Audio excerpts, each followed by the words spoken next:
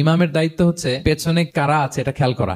ইমাম সাহেব আল্লাহু আকবার বলে যে নামাজ ধরছে, কি হচ্ছে পেছনে আর খবর নাই। মুআয ইবনে জাবাল রাদিয়াল্লাহু তাআলা আনহুকে আল্লাহ রাসূল সাল্লাল্লাহু আলাইহি ওয়াসাল্লাম একটা এলাকার ইমাম বানিয়ে পাঠিয়েছিলেন। এলাকার মুসল্লিরা ছিলেন, লোকজন ছিলেন শ্রমজীবী, সারাদিন কষ্ট করে নামাজে যে জয়েন করতো। তো উনি মাগরিবের নামাজে সূরা ফাতিহার পরে সূরা বাকারা তেলাওয়াত শুরু করলেন। তো মাগরিবের সালাতে উনি যখন এত লম্বা তেলাওয়াত ধরলেন, মুসল্লিরা আর ইমাম সাহেবের সাথে থাকতে পারতেছে না। ওনারা তো ইমাম সাহেবের হয়তো মন ফুরফুরে, উনি পড়তেছেন মনের আনন্দে দরাজ গলায়, কিন্তু মুসল্লিদের তো অবস্থা খারাপ। সারাদিন ওনারা খেতে খামারে কাজ করে আসছে, নামাজ ছেড়ে দিয়ে অনেকে চলে গেছে। একা একা নামাজ পড়ে যে আল্লাহ রাসূল সাল্লাল্লাহু আলাইহি ওয়াসাল্লামের কাছে যে বিচার দিল যে রাসূলুল্লাহ, দেখেন এমন একজন ইমাম আপনি অ্যাসাইন করেছেন আমাদের এলাকায়, মাগরিবের নামাজে উনি সূরা বাকারা পড়ে আর আমরা হচ্ছে শ্রমজীবী। রাসূল সাল্লাল্লাহু আলাইহি ওয়াসাল্লাম খুব রেগে গেলেন।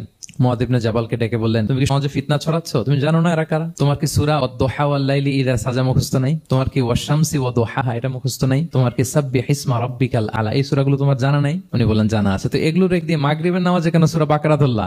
আল্লাহর হাবিব সাল্লাল্লাহু আলাইহি ওয়াসাল্লাম কিন্তু এমন ইমাম ছিলেন না, উনি অত্যন্ত বিবেকবোধ সম্পন্ন একজন ইমাম ছিলেন। একবার পেছনে এক বাচ্চার কান্না শুনে উনি নামাজ ছোট করে দিয়েছেন। সবাই বললেন, ইয়া রাসূলুল্লাহ, এত ছোট নামাজ তো কখন পড়তে দেখি না। তখন রাসূল সাল্লাল্লাহু আলাইহি ওয়াসাল্লাম বললেন, একটা ছোট বাচ্চার কান্নার আওয়াজ আমার কানে এসেছে, আমার মনে হচ্ছে বাচ্চাটাকে সামলাতে নারীদের কাতারে একটা মায়ের খুব কষ্ট হচ্ছে, এজন্য নামাজটা আমি খাটো করে দিয়েছি। দেখেন কি চিন্তা চেতনা, পিছনে কি হচ্ছে সব রাসূল সাল্লাল্লাহু আলাইহি ওয়াসাল্লাম এটা খেয়াল করতেন।